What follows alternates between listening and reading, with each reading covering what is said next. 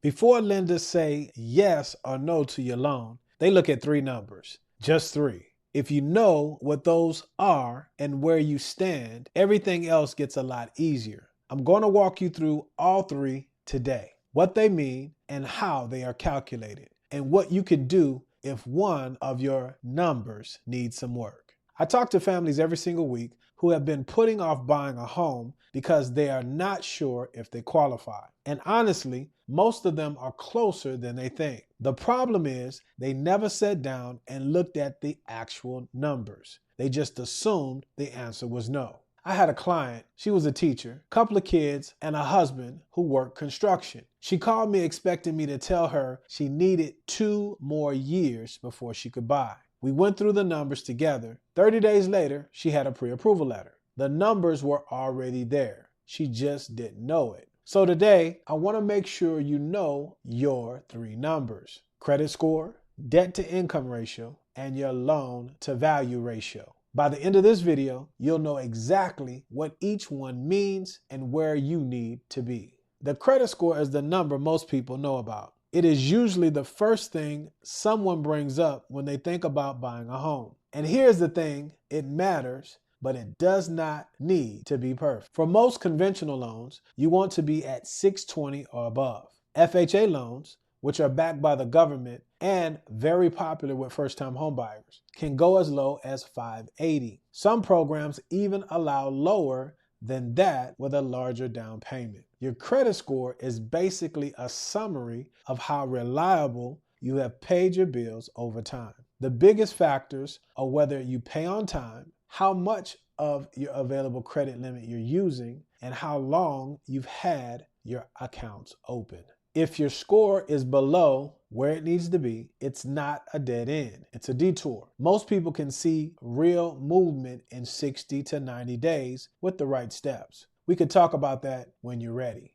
The second number is one most people don't even know about going in, and it catches a lot of buyers off guard. It's called your debt to income ratio, DTI for short. Here's how it works. You add up all your monthly debt payments, your car loan, credit card, student loans, personal loans, anything you owe every month. Then you divide that by your gross monthly income, which is what you earn before taxes come out. Let me give you a real example. Say you bring in $5,000 a month before taxes. You have a car payment, say of $400, a student loan payment of $200, and a credit card minimum of $100. That's $700 in monthly debts. 700 divided by 5,000 is 14%. That's your DTI.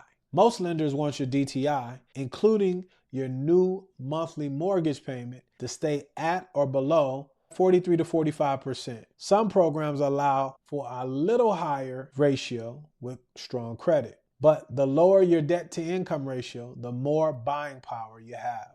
This is why paying down a car loan or knocking out a credit card before you apply can make a real difference. It does not just feel good, it actually changes the math. The third number is loan to value ratio. You will hear lenders call it LTV. This one comes up after you found a home and made an offer, but it's worth understanding now so you're not surprised later. LTV is simply how much you are borrowing compared to what the home is worth. If the home is worth $300,000 and you're putting down $30,000, which is 10%, your loan is $270,000. That is a 90% LTV. Lenders care about this because if they ever had to sell the home to recover their money, they need to know there is enough value there to cover the loan. The lower your LTV, the less risk they take on, the better your rate tends to be. So if you put down 20% or more,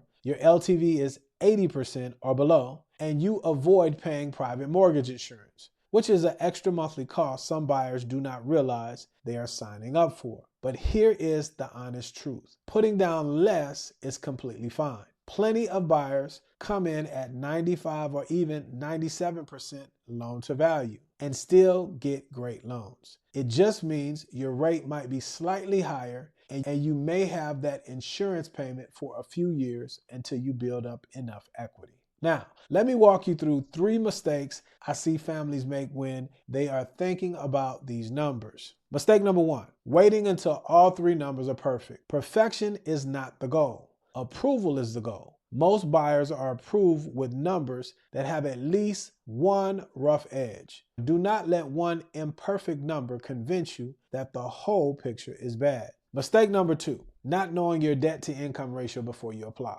I cannot tell you how many times a buyer has come to me thinking they were ready, and then we find out they have a monthly payment somewhere that they forgot about, a subscription service, a co-sign loan, something they did not think counted. Everything counts. Pull your full picture together before you apply. Mistake number 3, assuming a lower credit score means no options. This is not how it works. There are multiple loan programs with different thresholds. Your job is not to guess which one you qualify for. Your job is to show up with your numbers and let a good lender figure out the path. I also want to buff some myths. Myth number 1, your credit score is the only thing that matters. I hope by now you can see that this is not true. A buyer with a 680 credit score and a low DTI is often in a better position than a buyer with a 720 credit score and debt payments eating up half their income. Lenders look at the full story. Myth number 2, if you do not know your numbers, you are not ready to talk to a lender. Actually, the opposite is true. Talking to a lender early is exactly how you'll find out where your numbers stand and what to do about it. You do not need to have everything figured out first. That is literally what the conversation is for. So here's what I want you to take away. There are 3 numbers that matter most when lenders look at your file: your credit score, your debt to income ratio, and your loan to value. You do not need all 3 to be perfect. You need all 3 to tell a story that makes sense. The families I work with who move the fastest are not the ones who had the best numbers. They are the ones who knew their numbers and had a plan. That is all it is. Knowing where you stand and knowing what to do next. If you want to know exactly where your numbers stand right now and what they mean for your path to buying, I do free consultations, no pressure, no sales pitch. We just look at your situation together and figure out your next step. Click the link in the description below. It takes about 10 minutes to book a call. Come as you are.